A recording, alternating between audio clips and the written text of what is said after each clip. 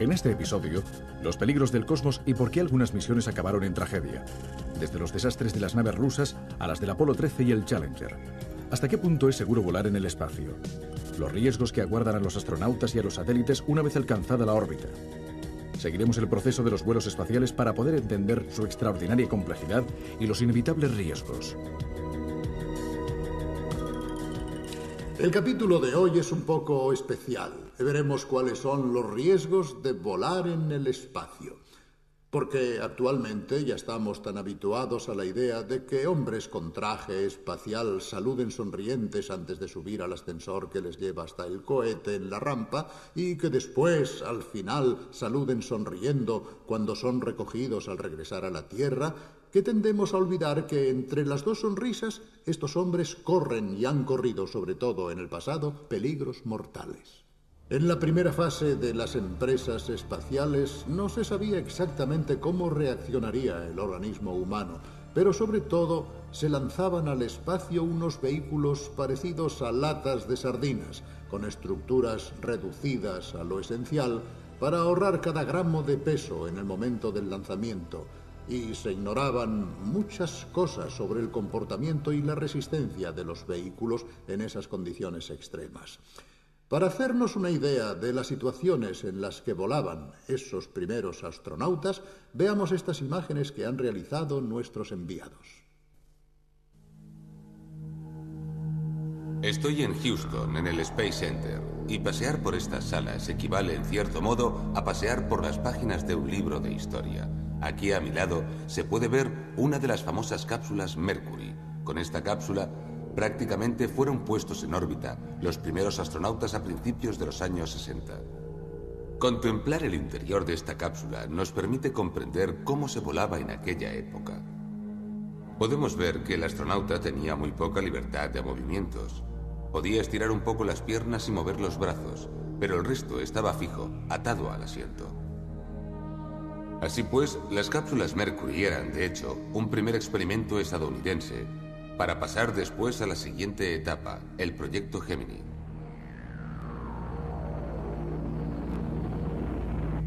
Géminis significa gemelos, y al mirar esta cápsula se comprende inmediatamente el porqué de su nombre. Había dos astronautas y tenían más espacio libre, podían moverse más y realizar más experimentos. Debido también a que estaban en órbita más tiempo, 190 horas con 120 giros alrededor de la Tierra. Pero sobre todo, estos astronautas estadounidenses hicieron algo nuevo. Salieron al espacio por vez primera para llevar a cabo los famosos paseos espaciales.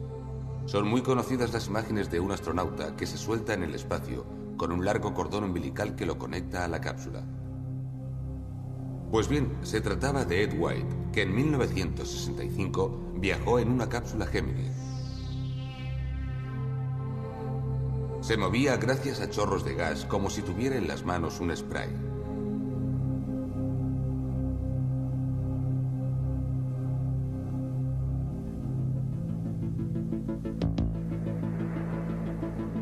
Estoy en Kaluga, una pequeña ciudad a 200 kilómetros de Moscú. Y aquí arriba está el cohete que llevó al primer hombre al espacio. Es el famoso cohete Vostok. Precisamente con este cohete, Gagarin entró por primera vez en órbita y en la historia. Puede parecer pequeño, sobre todo si lo comparamos con el famoso Saturno V, el enorme cohete que llevó al hombre a la Luna. Pero se trata de un cohete muy potente. Pesa aproximadamente 300 toneladas y es capaz de desarrollar una potencia de 20 millones de caballos, frente a los 100 caballos que desarrolla por término medio un automóvil. Pero, ¿por dónde entraban los astronautas si todo parece un único bloque? Pues bien, los astronautas entraban por esa especie de ojo plateado que puede verse aquí, en la parte delantera del cohete. Es la escotilla que conducía a la verdadera cápsula. La cápsula era redonda, era una esfera y estaba escondida dentro de la punta. En resumen, nos encontramos junto a un gran pedazo de historia, porque la aventura humana en el espacio empezó precisamente con este cohete. Los hombres que se metieron en estos minúsculos habitáculos situados sobre un cohete eran personajes dotados de un valor extraordinario, fuera de lo normal. Desde luego la empresa era emocionante, pero los riesgos eran incalculables. Bastaba una simple avería, quizás solamente una guarnición defectuosa para provocar una tragedia. Las primeras elecciones fueron muy duras. Los astronautas no fueron elegidos solamente por sus especiales cualidades físicas y psíquicas, y naturalmente por su preparación técnica, sino también por una característica insólita en apariencia, la altura. Y el motivo era muy evidente. Veámoslo. Los primeros astronautas estadounidenses fueron seleccionados en 1959 entre unos 500 candidatos procedentes en su totalidad de las Fuerzas Armadas. Los criterios de selección para estos hombres que debían explorar una región desconocida, el espacio cósmico, fueron muy rigurosos. Edad inferior a 40 años, excelente forma física, licenciatura en ingeniería, diploma de la escuela para pilotos de pruebas, más de 1.500 horas de vuelo en jet y, cosa curiosa, altura inferior al 1,70 m. Las primeras cápsulas eran tan pequeñas que una persona demasiado alta no habría cabido. En esta primera selección de la NASA fueron elegidos los 7 legendarios astronautas del proyecto Mercury: Alan Shepard, Scott Carpenter, Virgil Grissom, John Glenn, Gordon Cooper, Walter Schirra y Donald Slayton.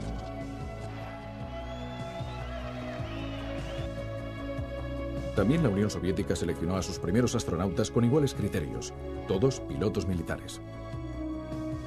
La única diferencia era que entre los astronautas del proyecto Vostok había una mujer, Valentina Tereskova. Junto a los nombres famosos de Gagarin, Titov y Tereskova figuraban los de otros 3 pioneros del cosmos: Vygotsky, Popovic y Nikolayev. A ellos se les encomendó la misión de marcar por primera vez la frontera que separa la atmósfera terrestre del espacio cósmico. Los riesgos que debieron afrontar fueron enormes. La tecnología espacial daba los primeros pasos. Los cohetes explotaban en las rampas de lanzamiento. No se sabía si el hombre podría sobrevivir en ausencia de gravedad, y el regreso a la atmósfera terrestre era en parte una apuesta.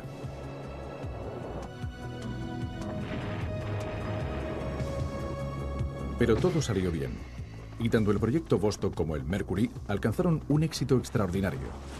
El camino del cosmos ya estaba abierto.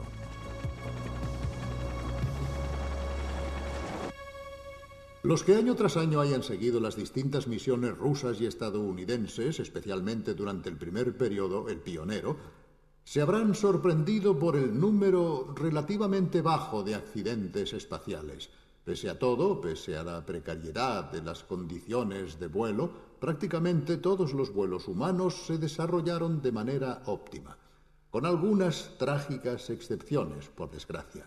3 episodios que marcaron momentos difíciles para la astronáutica. Uno de estos episodios, por otra parte, no sucedió durante el vuelo, sino durante un entrenamiento en tierra. Veamos. El camino de las primeras grandes empresas espaciales, recordadas por sus éxitos extraordinarios, no se ha desarrollado sin errores ni tragedias. En los comienzos del proyecto Apolo tuvo lugar un gravísimo accidente. El primer lanzamiento de la nueva cápsula estaba previsto para febrero de 1967, y en el mes de enero de aquel año, los 3 hombres de la tripulación, Virgil Grissom, Roger Chaffee y Edward White, ya se estaban entrenando permaneciendo durante muchas horas en el interior del módulo de mando situado sobre el cohete Saturno. El 27 de enero, cuando los 3 astronautas, después de 5 horas de permanencia en la cápsula Apolo 1, cerrada herméticamente, estaban acabando el entrenamiento, una chispa provocó un incendio. En el interior de la cápsula, la atmósfera estaba saturada de oxígeno puro y las llamas se propagaron rápidamente. El humo asfixió a los 3 astronautas. No se pudo hacer nada por ellos.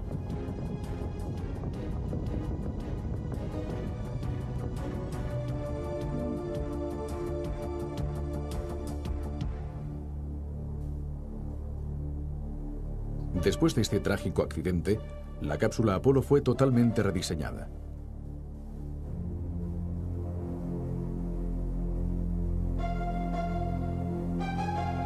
También en el programa espacial soviético se produjeron graves accidentes. Otra vez en 1967. De la rampa de Baikonur parte la Soyuz 1. Es el primer vuelo de la nueva cápsula.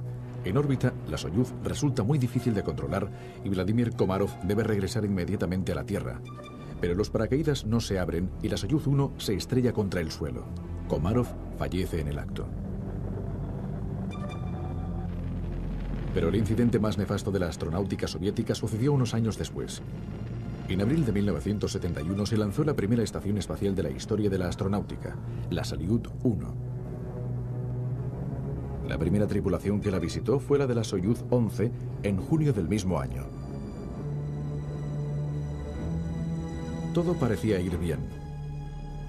Pero cuando después de 3 semanas de permanencia en la Salyut, los 3 cosmonautas regresaban a la Tierra, de pronto ocurrió la tragedia. Durante la entrada en la atmósfera, una válvula de la Soyuz se estropeó y la cápsula perdió repentinamente la presurización. Para los 3 hombres de la tripulación, Georgy Dobrovolsky, Vladislav Volkov y Víctor Patsayev, la muerte fue inmediata.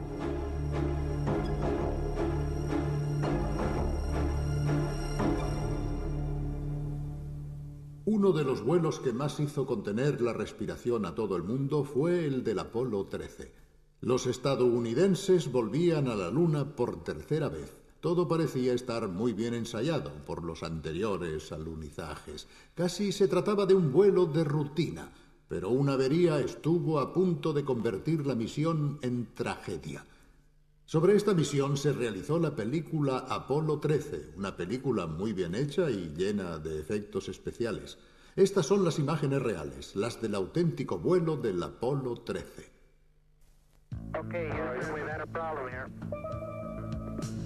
La misión lunar más desastrosa del proyecto Apolo había empezado con los mejores auspicios. El 11 de abril de 1970, el gran Saturno V se elevó de la rampa de lanzamiento de Cabo Cañaveral, llevando hacia la Luna el módulo de mando Odyssey y el lunar Aquarius de la desafortunada misión Apolo 13. Las maniobras para abandonar la atmósfera terrestre y dirigirse hacia la Luna habían sido de manual. Todo iba perfectamente. El Apolo 13 se encontraba a mitad de camino entre la Tierra y la Luna cuando de repente una terrible explosión en la parte de servicio de la cápsula destruyó un depósito de oxígeno. Era el 13 de abril de 1970. El Apolo 13 estaba volando desde hacía 56 horas. Los astronautas comunicaron al control de misiones de Houston: tenemos un problema. Era el principio de una pesadilla. Los daños resultaron gravísimos. La deflagración había dejado fuera de servicio incluso el depósito del agua y el sistema eléctrico. El módulo de mando se quedó sin agua, sin energía y sin oxígeno. Los 3 astronautas se vieron obligados a trasladarse al LEM, el módulo lunar que solamente tenía reservas de agua y aire para 50 horas y para 2 personas. Con la ayuda de los controladores de Houston, los 3 consiguieron llegar a la órbita lunar y dar marcha atrás hacia la Tierra, racionando el agua y utilizando las limitadas reservas de oxígeno y energía del LEM para sobrevivir.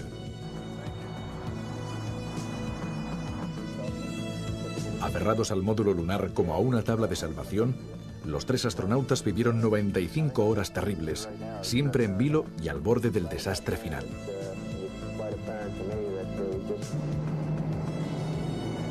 El mundo siguió conteniendo la respiración la espantosa aventura del Apolo 13. La temperatura en el interior del LEM era de unos pocos grados sobre cero y la ración de agua diaria de apenas un vaso. Exhaustos y deshidratados después de casi 6 días de continua tensión, los 3 astronautas consiguieron llegar a la Tierra y amerizaron en el Pacífico el 17 de abril. Pese a que la misión Apolo 13 fracasó en todos sus objetivos, se convirtió en una de las más famosas después del Apolo 11. O quizás sea la más famosa.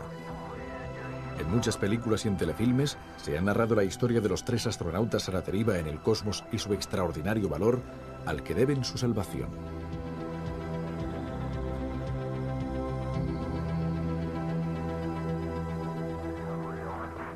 Un accidente como este nos muestra perfectamente la diferencia entre viajar en automóvil o en un vehículo espacial. En el espacio no se puede bajar o telefonear para que la grúa lleve el coche al taller, ni parar en un bar para tomar una botella de agua mineral. En el espacio no hay estaciones de servicio, no hay tiendas de recambios. Es en cierto modo como estar en una balsa en mitad del océano. Es necesario arreglárselas con los medios de a bordo sin que nadie pueda socorrerte. Pero a veces ni siquiera hay tiempo para reparaciones. La tragedia puede llegar de repente, inadvertidamente. Es lo que le sucedió al transbordador espacial Challenger en enero de 1986. Todos recordamos perfectamente en nuestras mentes las imágenes del Challenger explotando en el cielo como un fuego de artificio. Esta es la reconstrucción de lo que sucedió ese día. Es el 28 de enero de 1986, el día de la mayor tragedia de la historia de la astronáutica. El transbordador Challenger está en la rampa de lanzamiento y los 7 miembros de la tripulación ya se encuentran a bordo. Entre ellos hay 2 mujeres, Judy Resnick, una veterana del espacio, y Krista McAuliffe, una maestra que debía impartir una lección desde el espacio a los niños de las escuelas primarias. 7 minutos y medio antes del lanzamiento se retira la rampa de acceso al transbordador. La rampa puede volver a situarse en posición en apenas 15 segundos en caso de que la tripulación tenga que abandonar el vehículo debido a una emergencia. Ahora faltan 4 minutos y 15 segundos para el despegue. Se efectúan los últimos controles en los sistemas de orientación de los motores principales. Estos motores son los que deben situar el transbordador en la correcta trayectoria de ascensión. Todo está preparado para el lanzamiento. En Florida, en Cabo Cañaveral, hace una fría mañana de invierno. Durante la noche la temperatura ha descendido bajo cero. La cuenta atrás prosigue inexorablemente. Todo funciona bien, no se advierte ningún problema.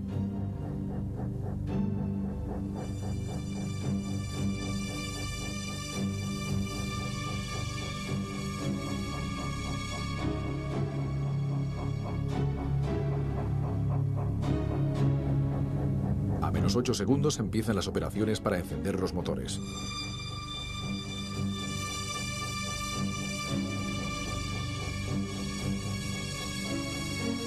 A menos 6 segundos se encienden los motores principales hasta alcanzar el empuje máximo. Después, también se encienden los motores auxiliares de combustible sólido.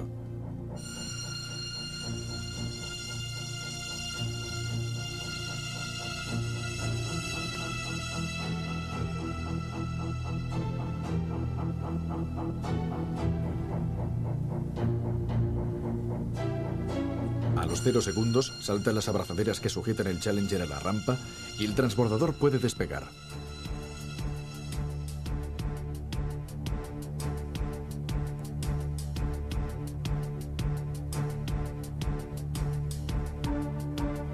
A los 7 segundos del despegue empiezan las maniobras para ajustar el equilibrio del transbordador. El Challenger se eleva dejando una estela de humo.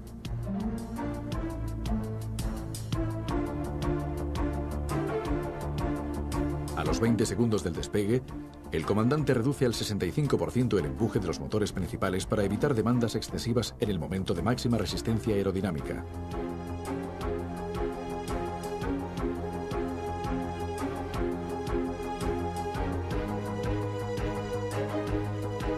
A los 51 segundos del despegue, el empuje de los motores llega al máximo. Los datos transmitidos desde el transbordador a la sala de control no indican ninguna anomalía.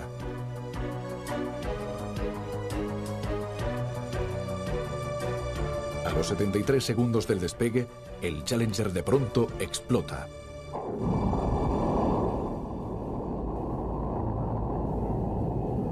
Para los 7 miembros de la tripulación, la muerte es instantánea. Los 2 cohetes auxiliares continúan volando enloquecidos hasta que a los 110 segundos del despegue son destruidos desde tierra. Una investigación rigurosa descubrió que el origen de la tragedia fue una fuga en uno de los cohetes auxiliares. Esta fuga fue provocada por una guarnición que probablemente había perdido elasticidad debido a las bajas temperaturas de la noche. Los vuelos del transbordador se interrumpieron y no se reanudaron hasta 2 años después, cuando los defectos y los errores que llevaron a la tragedia fueron eliminados o corregidos. Modificado en gran parte y con nuevos dispositivos de seguridad, el transbordador volvió a volar el 29 de septiembre de 1988.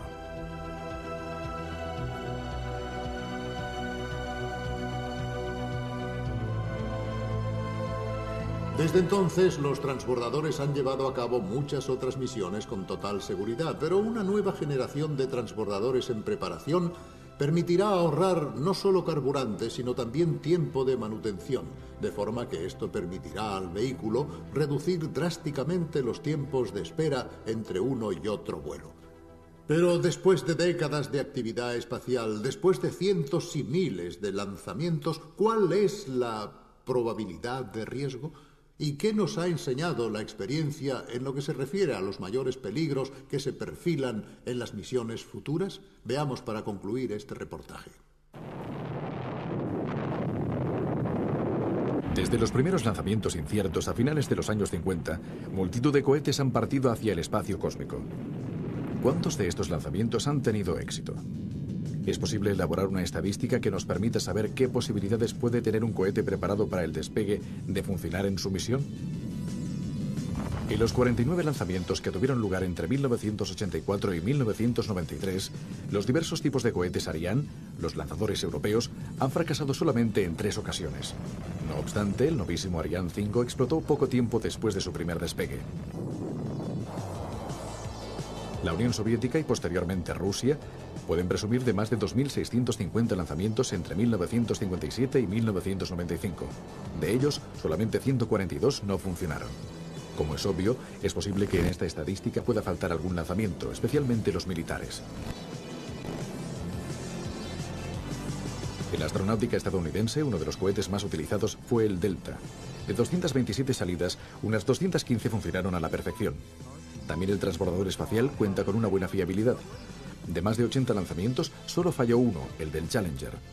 Así pues, la tecnología astronáutica, al menos por lo que respecta a los lanzamientos, ha alcanzado una probabilidad de éxito superior al 85 o al 90%, y a menudo llega casi al 100%. Pero las misiones espaciales también pueden tener problemas debidos a otros motivos una vez alcanzada la órbita.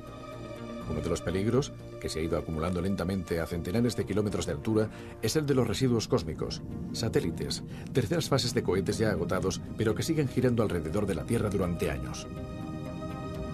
Todavía más peligrosos resultan los pequeños fragmentos procedentes de alguna explosión que difícilmente pueden ser avistados por los potentes radares terrestres. En 40 años de actividad espacial han tenido lugar 3.750 lanzamientos que han puesto en órbita terrestre 23.000 objetos de más de 10 centímetros. Una gran parte de estos desechos espaciales ya ha caído a la Tierra y se ha desintegrado al contacto con la atmósfera. Pero unos 7.500 todavía están allí y representan un gran peligro para los transbordadores, los satélites y las estaciones espaciales como la Mir o la futura Alpha. Resulta curioso que solo el 6% de estos grandes objetos sean satélites que todavía están en funcionamiento. El 44% está formado por satélites o terceras fases de cohetes que ya están fuera de servicio. El 50% de los objetos en órbita terrestre está formado por esquirlas de los 129 accidentes con fragmentaciones acaecidos durante las 4 décadas de actividad espacial. Pero todavía más peligrosos son los detritos de entre 1 y 10 centímetros que no pueden ser localizados por los radares terrestres. Se considera que puede haber entre 70.000 y 100.000 y que un impacto a varios kilómetros por segundo con uno de estos fragmentos no sería una perspectiva divertida para la futura estación Alpha o para la Mir. El problema de los residuos espaciales está siendo seriamente estudiado. Las agencias espaciales de todo el mundo se han comprometido a no crear nuevos desechos o por lo menos a reducirlos al mínimo. Para los residuos ya existentes están en estudio especiales revestimientos cerámicos capaces de absorber golpes hiperveloces.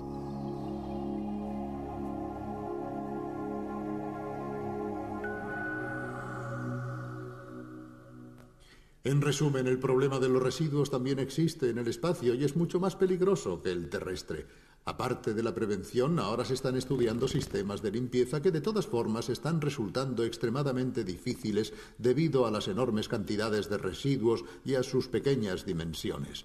Y esto, en el fondo, también es un síntoma de que el espacio se está convirtiendo en un lugar cada vez más frecuentado y que ya está entrando en nuestra dimensión cotidiana. Por otra parte, se perfila un desarrollo impresionante de las telecomunicaciones, con centenares de nuevos satélites en órbita dentro de poco.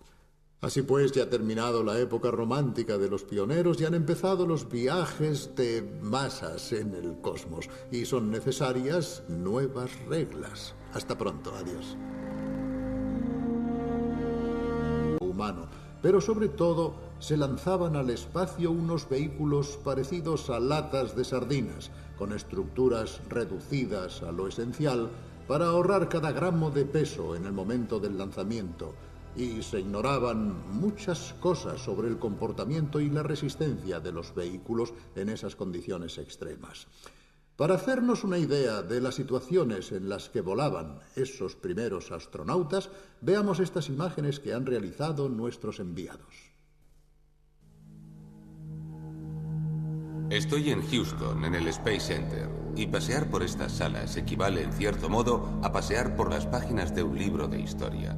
Aquí a mi lado se puede ver una de las famosas cápsulas Mercury.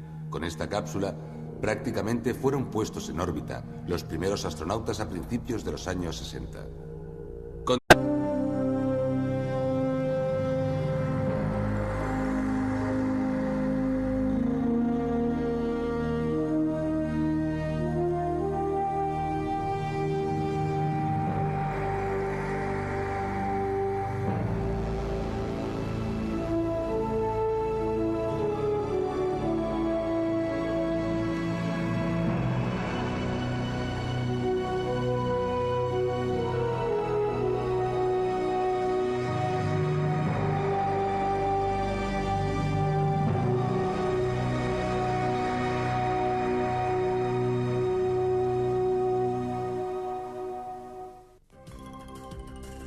En este episodio, los peligros del cosmos y por qué algunas misiones acabaron en tragedia.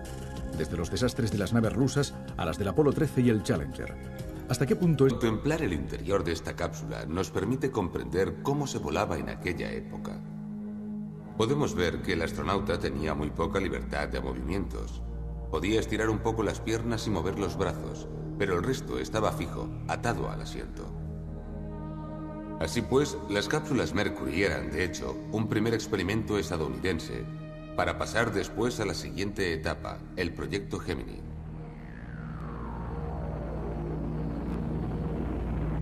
Géminis significa gemelos, y al mirar esta cápsula se comprende inmediatamente el porqué de su nombre. Había dos astronautas y tenían más espacio libre, podían moverse más y realizar más experimentos. Debido también a que estaban en órbita más tiempo, 190 horas con 120 giros alrededor de la Tierra. Pero sobre todo, estos astronautas estadounidenses y seguro volar en el espacio. Los riesgos que aguardan a los astronautas y a los satélites una vez alcanzada la órbita. Seguiremos el proceso de los vuelos espaciales para poder entender su extraordinaria complejidad y los inevitables riesgos. El capítulo de hoy es un poco especial. Veremos cuáles son los riesgos de volar en el espacio. Porque actualmente ya estamos tan habituados a la idea de que hombres con traje espacial saluden sonrientes antes de subir al ascensor que les lleva hasta el cohete en la rampa y que después, al final, saluden sonriendo cuando son recogidos al regresar a la Tierra, que tendemos a olvidar que entre las dos sonrisas estos hombres corren y han corrido, sobre todo en el pasado, peligros mortales. En la primera fase de las empresas espaciales no se sabía exactamente cómo reaccionaría el organismo. Hicieron algo nuevo. Salieron al espacio por vez primera para llevar a cabo los famosos paseos espaciales. Son muy conocidas las imágenes de un astronauta que se suelta en el espacio con un largo cordón umbilical que lo conecta a la cápsula. Pues bien, se trataba de Ed White, que en 1965 viajó en una cápsula Gemini. Se movía gracias a chorros de gas como si tuviera en las manos un spray.